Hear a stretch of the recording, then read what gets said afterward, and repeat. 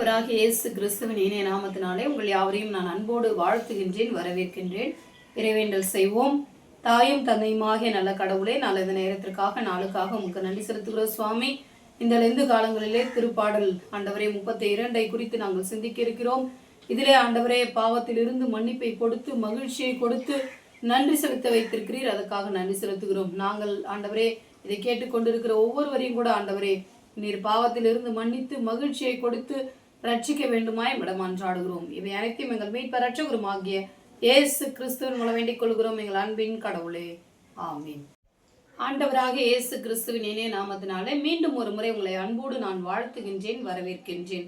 இந்த திருப்பாடல்கள் 32, சங்கீதம் 32 தலைப்பு என்னவென்றால் மனமாற்றமும் மன்னிப்பும் மகிழ்ச்சியும் என்று சொல்லப்பட்டிருக்கிறது.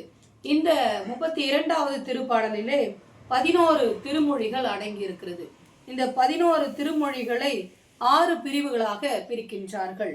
1, 2 திருமொழிகளை பாவ மன்னிப்பு பெற்றவர் பேறு பெற்றோர், பாவ மன்னிப்பை பெற்றுக்கொண்டவர் பாக்கியவான் என்றும், 3, 4 திருமொழிகள் பாவங்களை அறிக்கையிடாத நிலை, பாவங்களை அறிக்கையிடாத நிலை என்றும், 5வது திருமொழியிலே பாவங்களை ஏற்றுக்கொள்ளல் என்றும், 6, 7 திருமொழிகள் ஆண்டவர் மேல் நம்பிக்கை என்றும், 8, 9 திருமொழிகள் பாவங்கள் பற்றி ஆண்டவர் அறிவு புகட்டல் என்றும், 10வது 11வது திருமொழிகளிலே பாவ விடுதலை பெற்றதால் மகிழ்ச்சி என்றும் சொல்லப்பட்டிருக்கிறது.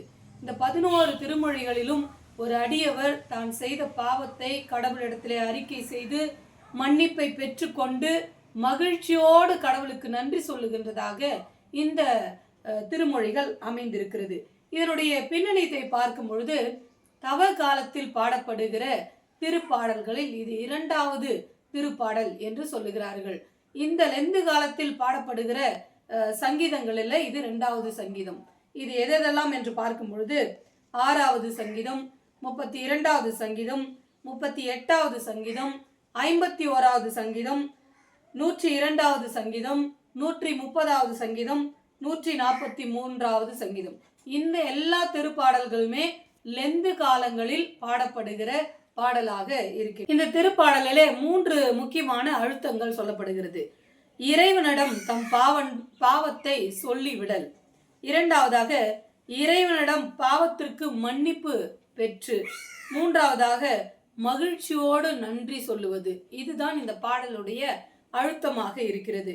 இந்த பாடலை தாவீது எழுதியிருக்கலாம் என்ற சில கருத்துக்கள் இருக்கிறது.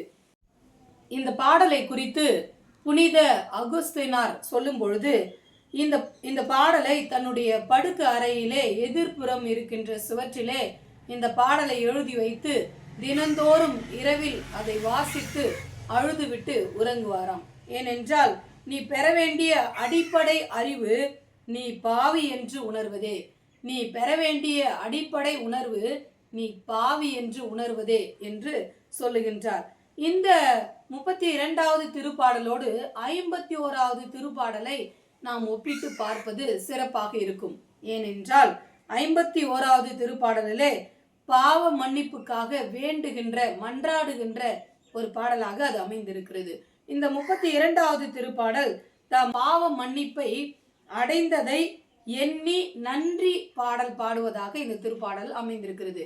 குறிப்பாக இந்த 51வது திருப்பாடலும் இந்த 32வது திருப்பாடலும் தாவீது எழுதியிருக்கலாம் என்று பலருடைய கருத்துகள் இதிலே சொல்லப்படுகிறது. இதனுடைய பொருள் விளக்கத்தை பார்க்கும் பொழுது முதல் 2 திருமொழிகளிலே குற்றம், பாவம், தீச்செயல் இவை அனைத்தும் பாவத்தின் கொடுமையை வெளிப்படுத்துவதாகவும் பாவத்தினுடைய பல வடிவங்களை நமக்கு சுட்டுகின்றதாகவும் இருக்கின்றது.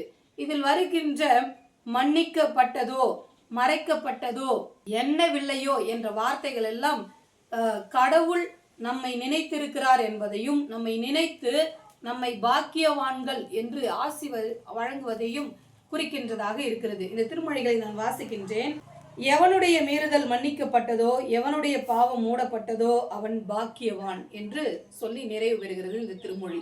எனவே இந்த திருமொழிகளிலே ஆண்டவர் கொடுக்கிற அழுத்தமாக இந்த வார்த்தைகள் அமைந்திருக்கிறது. 3, 4 திருமொழிகளிலே பாவம் என்பது நோயோடு அந்த காலத்திலே ஒப்பிட்டு சொல்லப்படுவதாக இருக்கின்றது. ஒருவர் பாவம் செய்து விட்டால் அவர்களுக்கு நோய்கள் வரும் என்று சில கருத்துக்கள் இருந்ததினால் இந்த வார்த்தைகள் சொல்லப்படுகிறது. 4வது திருமொழியிலே உம் கை எனக்கு எதிராக ஓங்கி நிற்கிறது என்பது கடவுள் நம்மீது காட்டுகின்ற சினத்தை குறிக்கின்றதாக இந்த வார்த்தை இருக்கலாம் என்கிறார்கள். 5வது திருமொழியிலே அடியவர் தன் பாவத்தை ஏற்றல் மன்னிப்பு அவருக்கு கிட்டியது. ஒரு அடியவர் தன் பாவத்தை ஆண்டவரிடத்திலே சொல்லும் பொழுது அவருக்கு மன்னிப்பு கிடைக்கும். நம் பாவங்களை நாம் ஒப்புக்கொள்ளும் பொழுது கட்டாயம் கடவுள் அதை மன்னிப்பார் என்று சொல்லப்படுகிறது.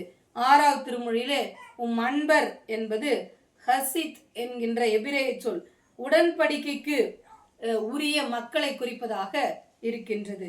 பெரு வெள்ளம் என்ற வார்த்தை துன்பத்தின் மிகுதியையும் தாக்குதலையும் குறிக்கின்றதாக இருக்கின்றது. 9வது திருமொழிகளிலே குதிரை போன்றோ கோவேறு கழுதை போன்றோ என்கின்ற வார்த்தை விலங்குகளை ஒப்பிட்டு சொல்வது எதற்காக என்றால் தன் சொந்த அறிவை பயன்படுத்தாமல் மற்றவர்கள் சொல்லுவதை கேட்டு தன் வாழ்வை நடத்துகின்றவர்களை இப்படிப்பட்ட மிருகங்களைப் போல வாழக்கூடாது, கடவுள் கொடுக்கிற அறிவை உணர்ந்து வாழ வேண்டும் என்பதற்காக இந்த விலங்குகளை ஒப்பிட்டு சொல்லுகிறார்கள். முடிவாக நாம் பார்க்கும்பொழுது இத்திருப்பாடல் கடவுள் நம்மை தூய்மைப்படுத்த விரும்புகின்றார், கடவுள் நம்மை மன்னிக்க விரும்புகின்றார். ஏனென்றால் பாவ வாழ்வு என்பது மனிதருடைய இயல்பாக இருக்கின்றது. ஆனால் அந்த பாவத்திலிருந்து நாம் விடுபெற வேண்டும்.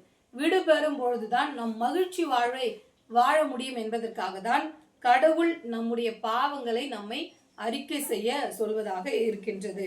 இதுல 2 வசனத்தை நாம் மையமாக பிடித்து கொள்ள வேண்டும். 7வது வசனத்திலே ஆண்டவரே நீரே என் புகலிடம், ஆண்டவரே நீரே என் புகலிடம். எல்லா நிலைகளிலும் எல்லா சூழ்நிலைகளிலும் ஆண்டவரை நம் புகலிடமாக கொண்டு நாம் வாழ வேண்டும். 2வதாக 11வது திருமொழி ஆண்டவரை முன்னிட்டு அகமகிழுங்கள், ஆண்டவரை முன்னிட்டு அகமகிழுங்கள். நம்முடைய மகிழ்ச்சி ஆண்டவரை மையமாக வைத்து இருக்கிறது என்பதை நாம் உணர்ந்து கொள்வோம். ஆண்டவர் தாமே திருமொழிகளை ஆசீர்வதிப்பாராக. ஆமீன்.